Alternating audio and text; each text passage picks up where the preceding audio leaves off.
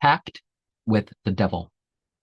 There are people who will do whatever they can for any path. A few known crimes does not mean there is some network of criminals. If the informant video was real, they could show the uncensored people and have the audience identify people or places. Now, I understand blurring what is supposed to be the victim in the film for the sake of the privacy or decency of who's said to be the victim. In the documentary, there is someone who questions the authenticity of the way the blood or whatever is supposed to flow. In a way, Christians who kill over faith differences are doing a sort of human sacrifice. Is it truly libertine to carry on another's lifestyle? Isn't the corporate meat industry more cruel than typical animal sacrifice? The deeper dark deeds are not murder or rape or molestation or anything else that they're mentioning as satanic crime, but it's anything done for Satan. Some will be answered in their Christian prayers and New Age meditations too, by what convinces them of dark events, of no physical continuity of memory.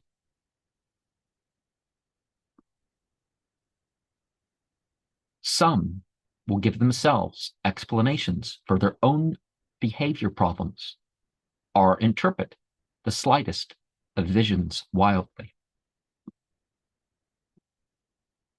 And they say at least a quarter of recovered memories are just complete fabrications.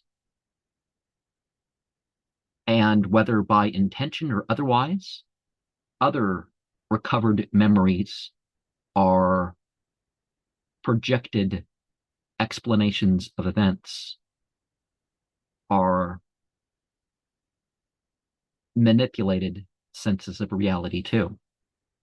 You know, because people will ask the entities or whatever, why am I like this? What happened in a past life?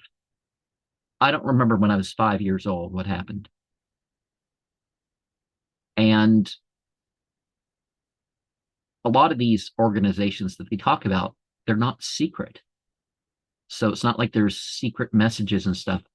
This documentary didn't have the slanderous accusations about the Church of Satan or anything like that.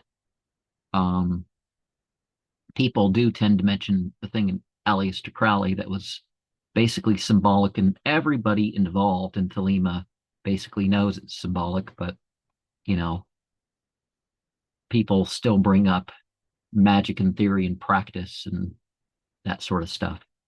And there are people who do commit crime, but by and large, most people realize it's not necessary. And Satanists, for example, tend to know the difference between a protest and a non-protest. You know, protest and vandalism and stuff isn't quite the same thing. And other stuff too. Because certainly self-preservation tends to be considered the highest law. So going to prison over, you know, wanting to do something in a ritual is just something that's almost never going to happen.